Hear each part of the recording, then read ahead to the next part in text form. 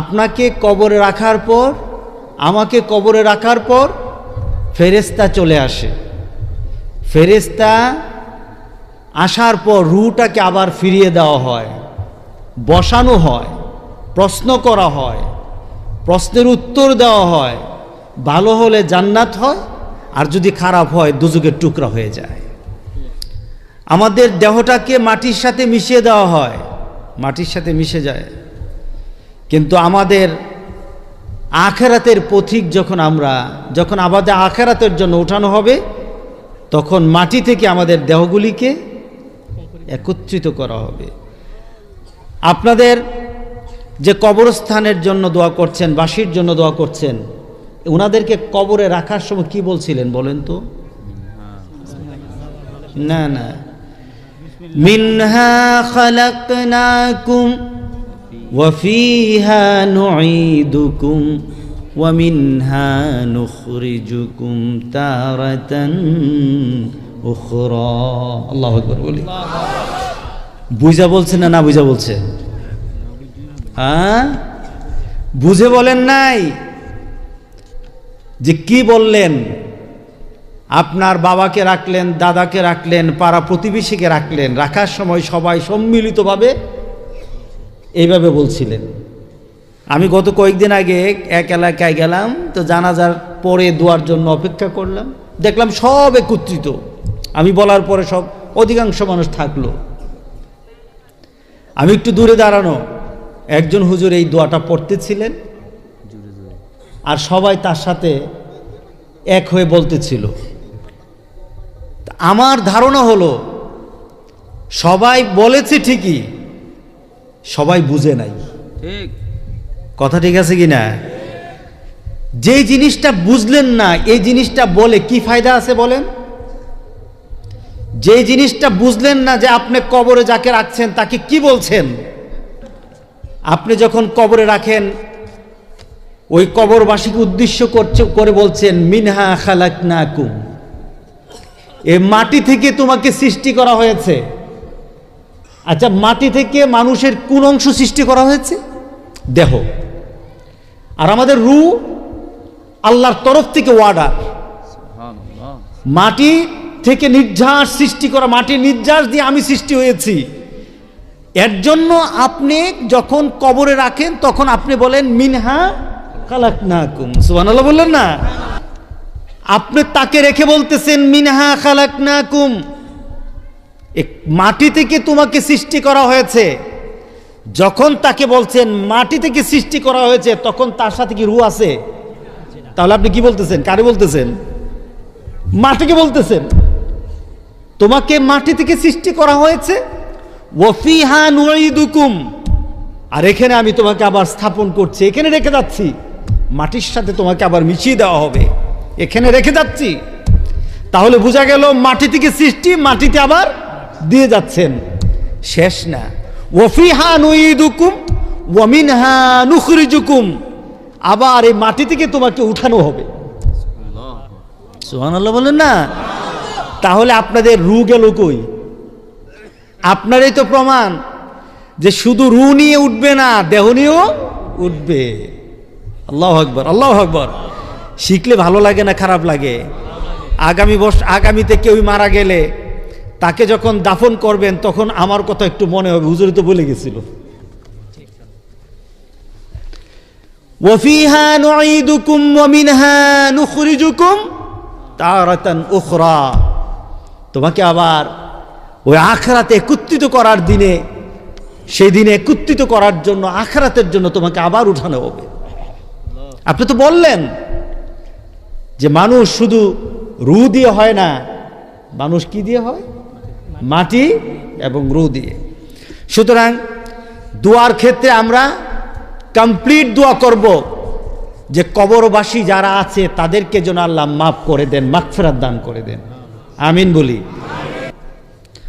ওয়ামান আহসানু কাওলাম মিম্মান দাআ ইলাল্লাহ ওয়া আমিলা সালিহান ওয়া ক্বালা ইন্নানি মিনাল মুসলিমিন। তার কথার থেকে শ্রেষ্ঠ কথা কার হতে পারে? যে মানুষকে কল্যাণের দিকে ডাকে। এখন কল্যাণটা কি? আমি ভাঙা ভাঙা কথা বলবো, বুঝতে হবে। কল্যাণ কি? আজকে গোটা পৃথিবীর মধ্যে কল্যাণ হলো অর্থ আমার চাই, অর্থ বাড়াতে হবে, এটা হলো কল্যাণ। আমাদের রাস্তাঘাট ভালো হতে হবে, এটা হলো কল্যাণ। আমাদের সংসার উন্নত হতে হবে, এটা হলো কল্যাণ। আমাদের ঘর বাড়ি আগে ছিল ভাঙা, সুন্দর হতে হবে, এটা হলো কল্যাণ। আমাদের কাপড় চোপড় সুন্দর হতে হবে, এটা হলো কল্যাণ।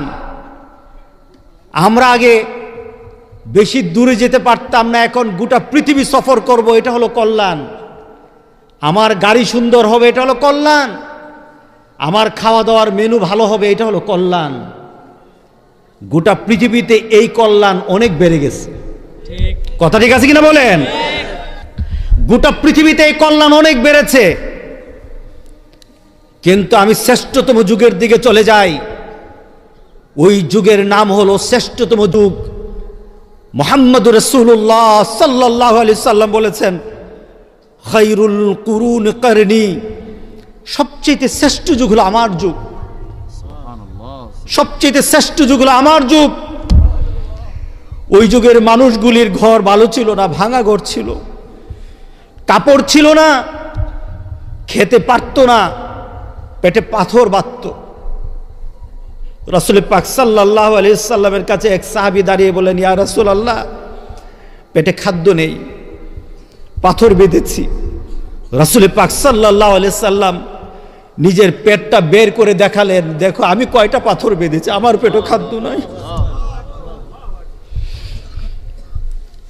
ঘর বাড়ির উন্নতি ছিল না। রাসূল পাক সাল্লাল্লাহু আলাইহি সাল্লাম আরবের মক্কার কাফেরদের অত্যাচারে মক্কায় থাকতে পারলেন না। মক্কায় থাকতে পারলেন না, মদিনায় যাবে। রাসূল পাক সাল্লাল্লাহু আলাইহি সাল্লাম মদিনায়, সে পাহাড়ি রাস্তা ছিল না, পাহাড়, এরপরে মরুভূমি, সেখান দিয়ে পাড়ি দিয়েছে প্রায় 400 কিলোমিটারের উপর, 450 কিলোমিটার। রাসূল পাক সাল্লাল্লাহু আলাইহি সাল্লামের সাথে বাহনটাও ভালো ছিল না, পাগুলি ফেটে গেছে পাথরের আঘাতে, পা থেকে রক্ত ঝরেছে। রাসূল পাক সাল্লাল্লাহু আলাইহি সাল্লাম মক্কা থেকে মদিনায় সফর করেছে। রাসূল পাক সাল্লাল্লাহু আলাইহি সাল্লামের সফরে কোনো সুখ ছিল না। কিন্তু আমরা এখন সফর করি, এখন তো 1.5 ঘন্টায় মক্কা থেকে মদিনা ট্রেনে যাওয়া যায়, বাসে যাই, কত উন্নত হয়েছে সবকিছু। কিন্তু রাসূল কোন যুগের কথা শ্রেষ্ঠত্ব ঘোষণা দেয় নাই। রাসূল একটা সমাজকে শ্রেষ্ঠত্ব ঘোষণা দিয়েছেন, যেই সমাজের মধ্যে কোরআন ছিল, যেই সমাজের মধ্যে রাসূল পাক সাল্লাল্লাহু আলাইহি সাল্লামকে মেনে নেওয়ার চাহিদা ছিল, ওই সমাজটা শ্রেষ্ঠ সমাজ। বলে নাই রাসূল যে বড় বড় বিল্ডিং হবে, আর ওই বিল্ডিং যত বেশি বাড়বে ততই শ্রেষ্ঠ হবে। বরঞ্চ আমার রাসূল বলে গেছেন, বিল্ডিং যত উপরের দিকে উঠবে অপেক্ষায় থাকো, কিয়ামত চলে আসতেছে। ওই দুবাইয়ে এত উঁচু উঁচু বিল্ডিং গুলি দাঁড়িয়ে আছে যে গোটা পৃথিবীর সবচেয়ে উঁচু বিল্ডিংটা এখন দুবাইতে দাঁড়িয়ে আছে। বোঝা গেল আমার রাসূল বলেছেন, যখন বিল্ডিং উঁচু হবে কিয়ামতের জন্য অপেক্ষা করো। আমরা ঘর উঁচু বানাই, ঘরকে আমরা সুন্দর করি, আমরা সমাজের মধ্যে সব কিছু সুন্দর করে মনে করছি শান্তিতে আছি। বলেন তো শান্তি আছে কিনা? হ্যাঁ, সব কিছু সুন্দর। যেখানে রাস্তা ছিল না এখন রাস্তা হয়েছে। যার ঘরে খাদ্য থাকতো না সে এখন পোলাও কুরমা খায়। যে ঘরটা ছিল ভাঙা, ওই ঘরটাতে বিল্ডিং উঠেছে, রং বেরং বিভিন্ন ডিজাইন করা হয়। আল্লাহর কসম খেয়ে বলি, মুসলমানের জন্য এটা সুন্দর না। মুসলমানের জন্য সুন্দর হলো মুহাম্মদুর রাসূলুল্লাহ সাল্লাল্লাহু আলাইহি সাল্লামের চরিত্র ধারণ করা, এটা হলো মুসলমানের সৌন্দর্য। কে বলেন ঠিক আছে কিনা বলেন? মুসলমানের সৌন্দর্য হলো আমার রাসূলের চরিত্র, যার মধ্যে আছে সে হলো রাসূলের সবচেয়ে শ্রেষ্ঠ। আবু বকর, হযরত আবু বকর সিদ্দিক রাদিয়াল্লাহু তাআলা রাসূল পাক সাল্লাল্লাহু আলাইহি সাল্লামের যুদ্ধের ঘোষণা দিলেন। যুদ্ধের ঘোষণা দেওয়া হলো। যুদ্ধ ঘোষণার পর রাসূল পাক সাল্লাল্লাহু আলাইহি সাল্লাম বললেন, তোমরা আমাকে কিভাবে সহযোগিতা করবা, কার কাছে কি আছে? সাহাবায়ে কেরাম বাড়ি থেকে বিভিন্ন জিনিস এনে দিলেন। হযরত উমর তার সম্পত্তির অর্ধেকটা এনে দিলেন। হযরত উসমান একটা পুরা ব্যবসার অংশটা দিয়ে দিলেন। হযরত আবু বকর সিদ্দিককে দেখে না, সবাই যার যার ক্ষমতা অনুযায়ী ইসলামের জন্য রাসূলের ডাকে সাড়া দিয়ে সেখানে দান করা আরম্ভ করল। মহিলাদের শরীরে কোনো স্বর্ণ ছিল না, সব খুলে দিয়ে দিল ইসলামের জন্য, সব বিলীন করে দিল। রাসূল পাক সাল্লাল্লাহু আলাইহি সাল্লাম এদিক ওদিক তাকায়। রাসূল পাক সাল্লাল্লাহু আলাইহি সাল্লাম বলেন, আমার আবু বকর কোথায়? আমার আবু বকর কোথায়? হযরত আবু বকর সিদ্দিক রাদিয়াল্লাহু তাআলা একটা খাম্বার পাশে দাঁড়ানো, রাসূলের ডাক শুনে উপস্থিত হলেন। আবু বকর, তুমি কি আনছো? হযরত আবু বকর সিদ্দিক রাদিয়াল্লাহু তাআলা হাতের মধ্যে একটা পুটলা বের করলেন। রাসূল পাক সাল্লাল্লাহু আলাইহি ওয়াসাল্লামের কাছে এটা উপস্থাপন করে বললেন, ইয়া রাসূলুল্লাহ, সবাই তো যতটুকু পারে ক্ষমতা থেকে বেশি বেশি করে দান করছে, যার যতটুকু আছে পর্যাপ্ত হারে দান করছে, কিন্তু আমার কাছে তো এমন কিছু নাই, আমি যে আপনার সামনে গিয়ে দাঁড়িয়ে দান করব, আমার দান করার মতো ঘরে আমার কিছু ছিল না। ইয়া রাসূলুল্লাহ, এই যে পুটলাটা আছে, এই পুটলার মধ্যে যা আছে, ঘরে যা ছিল সব কিছু এটার মধ্যে নিয়ে এসেছি, ঘরে আর কিছু নাই, আল্লাহ রাসূল ছাড়া ঘরে আমার আর কিছু নাই। রাসূল পাক সাল্লাল্লাহু আলাইহি সাল্লাম আবু বকরকে ডাক দিয়ে বললেন, আবু বকর, এই স্তূপ করা যত সম্পদ আছে এই সম্পদের মান, আর তুমি যে ছোট্ট একটা পুটলা আমাকে দিলে ওইটার মান যদি পাল্লায় দেওয়া হয়, গোটা পৃথিবীর সব সম্পদ এক জায়গায় দিল, আবু বকর তোমার ভিতর থেকে যে মহব্বতের টানে যেটা দান করলা, ওই দানের সমান গোটা পৃথিবীর সম্পদ হবে না। কি ছিল করে তাদের? কি ছিল করে? রাসূল ছাড়া কিছু না, রাসূলের চরিত্র ছাড়া কিছু ছিল না।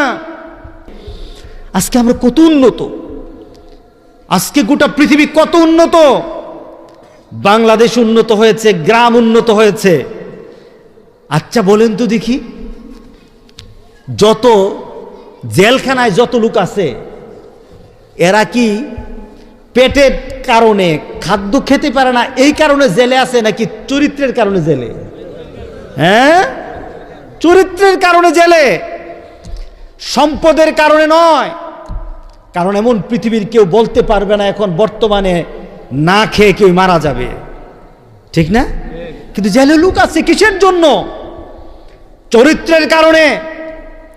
চরিত্র নাই বলে আজকে মানুষ জেলে যায়।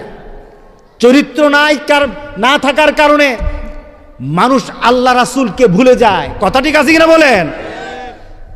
আজকে আমরা সব কিছু বাড়িয়ে দিলাম, কিন্তু আমি চিন্তা করলাম না এই বরান্তটা যেটা আমি বাড়িয়ে নিলাম এটা আমার আখিরাত না। কথা ঠিক আছে কিনা বলেন? এটা আমার আখিরাত না। আখিরাত কি হবে? রাসূল পাক সাল্লাল্লাহু আলাইহি সাল্লাম বলছেন, একটা মানুষের সম্পদ হবে, দান দক্ষিণা হবে, তার আমল হবে, কিন্তু আরেকটা মানুষের দান দক্ষিণাও থাকবে কম, তার সম্পদ হবে কম, আমল হবে কম, কিন্তু চরিত্র ভালো হবে, তার মর্যাদা আকাশ সমান বেড়ে যাবে। আল্লাহু আকবার, আল্লাহু আকবার বলি। আজকে আমরা কবরে কি নিয়ে যাব? কবরে আমাদের খোরাকটা কি হবে? কবরের খোরাকটা সম্পর্কে কি প্রশ্ন করা হবে? আপনার কবরবাসী যতজন গিয়েছে তাদেরকে প্রশ্ন করা হয়েছে, আপনিও যাবেন, প্রশ্ন করা হবে। কথা ঠিক আছে কিনা বলেন? আল্লাহ সুবহানাহু ওয়া তাআলা এটার ব্যাপারে একটা প্রতিযোগিতার কথা একটা আয়াতে আমাদেরকে জানিয়ে দিলেন। আলহাকুমুত তাকাসুর হাত্তা যুরতুমুল মাকাবির কাল্লা সাউফা তা'লামুনা সুম্মা কাল্লা সাউফা তা'লামুন। আল্লাহু আকবার বলি। প্রাচুর্যের লালসা, সম্পদের লালসা তোমাকে গাফেল করে দিয়েছে। আলহাকুমুত তাকাসুর, টাকা বাড়াতে হবে, টাকা বাড়াতে হবে, টাকা বাড়াতে হবে। তুমি ব্যবসায় বসে থাকো, তুমি তোমার চাকরিতে বসে থাকো, তুমি তোমার কাজে ব্যস্ত হয়ে থাকো, সারাটাক্ষণ কাজ চিন্তা করো, সম্পদ চিন্তা করো, তুমি তোমার দুনিয়ার কথা চিন্তা করো। ফাঁকি দিয়ে আসর চলে যায়, ফাঁকি দিয়ে মাগরিব চলে যায়, ফাঁকি দিয়ে এশা চলে যায়, ব্যস্ততার সাথে সাথে রাত্রেবেলা ঘুমাও, ফজর চলে যায়, জুহুর চলে যায়। কি বলেন, ঠিক আছে কিনা বলেন? তোমার কাজ কর্মের ফাঁকে ফাঁকে কত কাজগুলি চলে যায়। আপনি আপনার বাবার জন্য দোয়া করতে হবে, এটাই কিন্তু ইসলাম। কথা ঠিক আছে কিনা বলেন? রাগ করতেছেন? নবীরা বিপদে পড়েছে। আচ্ছা বলেন তো, আমাদের কাছে একটা দোয়া আছে, দোয়াটা খুব পরিচিত, আমরা এটা খতমও পড়াই, কিন্তু নিজে পড়ি না। নিজে বিপদে আছি, নিজে পড়ে না। হুজুর এটা খতম পড়াই দেন। আর মেয়ে তুমি পড়ো না, না এটা হুজুর আমি ব্যস্ত আছি। রাগ করতেছেন নাকি? আমি বললাম না আমি সবক দেব। খতমটার নাম কি বলেন? আরে বলেন না, খতমটা কি নাম দিছেন? খতমে ইউনুস। আচ্ছা বলেন তো দেখি, হযরত ইউনুস আলাইহিস সালাম কারি দিয়ে খতম পড়াইছিলেন? হ্যাঁ, বিপদে কে পড়ছিলেন? ইউনুস আলাইহিস সালাম মাছের পেটে, জুলুমাত বলা হয়েছে, জুলুমাত, অন্ধকারের পর অন্ধকার, রাতের অন্ধকার, পানির অন্ধকার, নদীর সমুদ্রের নিচের অন্ধকার, মাছের পেটের অন্ধকার, কতগুলি অন্ধকারের ভিতর। সেখান থেকে ইউনুস আলাইহিস সালাম বুঝি টেলিফোন করছে, আমার জন্য একটা খতমে ইউনুসের ব্যবস্থা করো। কি করছেন? উনি নিজেই ডাক দিলেন আল্লাহকে, লা ইলাহা ইল্লা আনতা সুবহানাকা ইন্নী কুনতু মিনাজ জালিমিন। আল্লাহু আকবার বলি। নবী যদি নিজের দোয়া নিজে পড়ে হয়, নবী যদি নিজের দোয়া নিজে পড়ে নেয়, আমরা কি নিজে পড়া লাগবে নাকি অন্যকে দিয়ে পড়াবো? নিজের বাবা মারা গেছে, মাহফিল করলেন, মনে করলেন হুজুর আনলাম আড়াই বাড়ির হুজুর, এই হুজুর, বিভিন্ন হুজুর, এই বাস চলে যাবে। এটাতে কাজ হবে না, এটাতে কাজ হবে না। বরঞ্চ আপনি এই মাহফিলে বসেন, আপনার মার জন্য আপনি দোয়া করবেন, আপনার বাবার জন্য দোয়া করবেন, মাহফিলে করবেন, 5 ওয়াক্ত নামাজ পড়ে পড়ে আল্লাহর দরবারে দোয়া করবেন। কথা ঠিক আছে কিনা বলেন? ইউনুস আলাইহিস সালাম মাছের মধ্যে পড়ে গেলেন, বললেন লা ইলাহা ইল্লা আনতা, তুমি ছাড়া আমার কেউ নাই। আল্লাহকে ডাক দিলেন। আল্লাহ সুবহানাহু ওয়া তাআলা ইউনুস আলাইহিস সালামের ডাক তো শুনলেন। ফাস্তাজাবনা লাহু ওয়া নাজ্জাইনাহু মিনাল গাম ওয়া কাযালিকা নুনজিল মুমিনিন। আল্লাহু আকবার বলি। আল্লাহ বলতেছে ফাস্তাজাবনা লাহু ওয়া নাজ্জাইনাহু মিনাল গাম, তুমি আমারে ডাকলা আর আমি তোমার যত পেরেশানি আছে দূর করে দিলাম। কে ডাক শুনলেন? কার ডাক শুনলেন? ইউনুস আলাইহিস সালাম। সুবহানাল্লাহ, সুবহানাল্লাহ। কথাগুলি নিজের ভিতরে যখন নিজে কথা বলি, পুলকিত হই যে একজন নবী আল্লাহর কাছে ভিক্ষা চায়, বিপদ থেকে বাঁচাও। আর আজকে আমরা বিপদে পড়লে মাজার খুঁজি, হুজুর খুঁজি। কথা ঠিক আছে কিনা বলেন? গোটা পৃথিবীর কেউ কাউকে বাঁচাতে পারবে না আমার আল্লাহ ছাড়া। কথা ঠিক আছে কিনা বলেন? কার কাছে চাইতে হবে? হাতটা উপরের দিকে দেই। কার কাছে চাইতে হবে? আমি পরিবর্তনের জন্য কথা বলি, আমি নিজে পরিবর্তন হতে চাই। ওই কবরের জন্য দোয়া করেন। কত বড় দুঃসাহস আপনার! আমার কত বড় দুঃসাহস, কবরবাসীর জন্য আমি দোয়া করছি। কেন আমি বুঝি না। কবরবাসীর যারা ছিল এখানে বসে এমন ব্যক্তি কথা বলেছে, এখানে বসা ছিল এমন ব্যক্তি বসা ছিল নাই যে? হ্যাঁ হ্যাঁ, আলিম সাহেব বসা ছিল না? আমি মাহফিল করেছি, আলিম সাহেব কোথায়? আমার বাবা কোথায়? এখানে বসে কথা বলেছে। কোথায় আমার বাবা? কত বড় সাহস আমার! দুঃসাহস। আজকে কবরবাসী নিয়ে কথা বলি, চিন্তা করতে পারি না। আল্লাহ এটাই বলেন, আলহাকুমুত তাকাসুর হাত্তা যুরতুমুল। তুমি একটা প্রতিযোগিতার মধ্যে পড়ে গিয়েছো। এটা হলো তোমার সম্পদ বাড়ায়, সম্পদ বাড়ায়, সম্পদ বাড়ায়। ব্রেইনের মধ্যে কোনো সম্পদ বৃদ্ধির বাইরে আর কোনো চিন্তা নাই। কিভাবে আমার বাড়িঘর সুন্দর হবে, কিভাবে আমার ঘর সুন্দর হবে, কিভাবে আমার সংসার বড় হবে, কিভাবে আমার ক্ষমতা বেশিক্ষণ থাকবে। কথা ঠিক আছে কিনা বলেন? আমার তো এর বাইরে চিন্তা হয় না। আমার ব্রেইনের একটা অংশ তো রেখেই দিতে হবে আখিরাতের জন্য। আল্লাহু আকবার বললেন না? হাত্তা যুরতুমুল মাকাবির। তোমার অবস্থা কি হয় যখন কবরের কাছে যাও? যখন কবরে যাওয়া পর্যন্ত তুমি ভুলো না যে কি করতে হবে, বাড়াতে হবে, বাড়াতে হবে।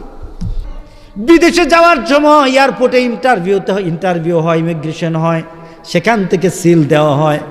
এখান থেকে আমার ইমিগ্রেশন হবে। আমার ইমিগ্রেশনে প্রশ্ন করা হবে, মার রাব্বুকা ওয়া মা দীনুক ওয়া মান হাদার রাজুল বুইসাত ফিকুম। তোমার রবকে, তোমার দিন কি? এই যে উনি কে, নবীকে? দুনিয়াতে যারা এই ইন্টারভিউর জন্যে আমল এবং আখলাক দিয়ে প্রস্তুতি নিয়েছে, ইমান, আমল, আখলাক, কয়টা?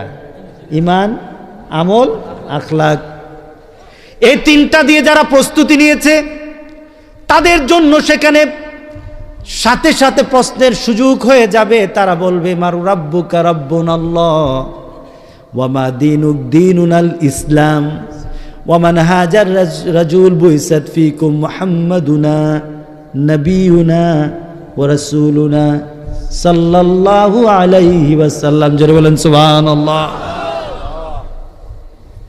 ওই প্রশ্নের উত্তর আমাদেরকে মুখোমুখি হতে হবে কিনা বলেন? যদি হতে হয়, আজকে কবরবাসীর জন্য দোয়া হবে আর এখানে সবার জন্য প্রস্তুতি হবে। কথা ঠিক আছে কিনা বলেন? কবরবাসীর জন্য দোয়া আর জীবিত যারা আছে তাদের জন্য প্রস্তুতি। তাদের জন্য প্রস্তুতি। কিসের প্রস্তুতি নাও? এখন গিয়ে তোমার ঘুমের প্রস্তুতি আছে। এখন গিয়ে তোমার ঘুমের প্রস্তুতি আছে। তোমার বিছানা ফিট, মশারি টাঙানো হবে, বিছানাটাকে পরিষ্কার করা হবে। তুমি লাইটটা পর্যন্ত জ্বালিয়ে ঘুমাবে না। তোমার একটা ঘুমের একটা পরিবেশ আনবে তুমি। এটার একটা প্রস্তুতি তোমার জেহেনের মধ্যে ঘুরে। কিন্তু কেন তোমার কবরের ঘরটা প্রস্তুত করার তোমার সেই জেহেনের মধ্যে ঘুরে না? কবরটাকে প্রস্তুত করার সেই ধরনের মানসিকতা তোমার মধ্যে কেন সৃষ্টি হয় না? ছোট্ট ঘুমের জন্য এত প্রস্তুত। আজকে চলেন আমরা সেই কবরের জন্য একটু প্রস্তুতি নিই। কারা কারা রাজি আছি দেখি। নারে তাকবীর, আলহামদুলিল্লাহ। নারে তাকবীর, এই আওয়াজটার মধ্যে, আল্লাহু আকবার আওয়াজটার মধ্যে ওয়ালা জিকরুল্লাহ আকবার, অর্থাৎ আল্লাহু আকবার যে ব্যক্তিটা মুখ দিয়ে বের হয় আল্লাহ তাকে বড় বানায় দেয়। আপনি এটা নিয়ে মেন করে কোন আমার ভাই তোমার ভাই, এই সময় আওয়াজ বাড়ি কেমনে? চা দিকে বুঝি নাকি? চা খাওয়া যাবে না। কথা ঠিক আছে কিনা বলেন? চা খাওয়া যাবে না। আল্লাহ আমাদেরকে কবুল করুক। কবরের প্রস্তুতির প্রথম পরিচয়, আগে পরিচয় থাকতে হবে, এরপর না কবরে। কবরের প্রস্তুতির জন্য প্রথম যে আপনার আইডেন্টিটি থাকতে হবে, আপনার পরিচিতি থাকতে হবে, সেই পরিচিতির নাম হলো নামাজ। বলেন কি? আবার জোরে বলেন। নামাজ পড়বেন না? কে? মরা মানুষ নামাজ পড়ে না, কবরবাসী নামাজ পড়ে না। যারা বেঈমান তারা নামাজ পড়ে না, এছাড়া যারা ইমানদার তারা নামাজ পড়ে। কথা ঠিক আছে কিনা বলেন? এখন এই আপনাদের এখানে এই গ্রামে মরা যারা যারা নামাজ পড়বে না তারা মনে করবেন মরা, কবরবাসী। এদের জন্য দোয়া করা দরকার। তাদের জন্য লিখে দিবেন যে বেনামাজি কবরবাসী, বেনামাজি মরার জন্য দোয়া হবে। এই মাহফিলে আমি আসবো ইনশাআল্লাহ। বেনামাজি মরা, বেনামাজি কি মরা, মরা এটি জীবিত না। গ্রামের সংখ্যা বেশি না কম? হ্যাঁ, আপনাদের এখানে কম। মসজিদ কয়টা? হ্যাঁ, 11টা মসজিদ। আলহামদুলিল্লাহ, এটা তো পুরো বাংলাদেশের মসজিদ এক কেন। আলহামদুলিল্লাহ, আলহামদুলিল্লাহ। নামাজে বাড়াতে হবে। আমি যে কথাটা বলেছি, নামাজ নাই যার ঈমান নাই তার, নামাজ নাই যার জানাজা নাই তার, নামাজ নাই যার আজকের দোয়া তার জন্য না। কথা ঠিক আছে কিনা বলেন? দোয়া করি। ও যুবকেরা, নামাজ পড়তে ভালো লাগে না? হ্যাঁ, জানো যুবক, এই বৃদ্ধ মানুষটা যখন সিজদা দিবে, তার সিজদা আল্লাহর আরশে যত ভালোবাসার, যুবক তোমার সিজদাটা তার থেকে লক্ষ গুণ ভালোবাসার, লক্ষ গুণ ভালোবাসার। তুমি যখন সিজদা দাও, আল্লাহর ফেরেশতার পর্যন্ত তোমার দিকে তাকিয়ে থাকে। তুমি কেন নামাজ পড়ো না? কেন নামাজ পড়ো না? যুবকরা মসজিদে যায় না, বিড়ি টানে, নামাজে যায় না। তুমি কি মনে করছো এই দোয়া দিয়ে বুঝি কাজ হবে? তুমি নামাজের মধ্যে গিয়ে তোমার অন্তরের আলো সৃষ্টি করো, আর হাত পেতে বলো রব্বির হামহুমা কামা রব্বায়ানি সগীরা। তুমি যখন কবরবাসীর জন্য হাতটা তুলে দোয়া করবে, তোমার আলোর নূর আল্লাহর আকাশ পর্যন্ত পৌঁছে যাবে, আকাশ পর্যন্ত পৌঁছে যাবে। আল্লাহ সবাইকে কবুল করুক। সবাইকে না একটু তোবা করতে, তোবা করবেন তো সবাই? সবাই বলেন আস্তাগফিরুল্লাহ, আস্তাগফিরুল্লাহ, আস্তাগফিরুল্লাহ হিল্লাযী লা ইলাহা ইল্লা হুয়াল হাইয়ুল কাইয়্যুম ওয়া আতুবু ইলাইহি। রব্বানা যালামনা আনফুসানা ওয়া ইল্লাম তাগফির লানা ওয়া তারহামনা লানা কুনান্না মিনাল খাসিরিন। আয় আল্লাহ, আমাদের জীবনের কবিরা গুনাহ, সাগীরা গুনাহ, জানা গুনাহ, অজানা গুনাহ, সকল গুনাহ হইতে তোমার কাছে ক্ষমা চাই। আয় আল্লাহ, মালাকাল মউত আসার আগ পর্যন্ত তোমার হুকুম মতো, তোমার হাবিবের নিয়ম মতো চলার ইমানি শক্তি, শারীরিক শক্তি দান করে দাও। আমিন, আমিন ইয়া রাব্বাল আলামিন।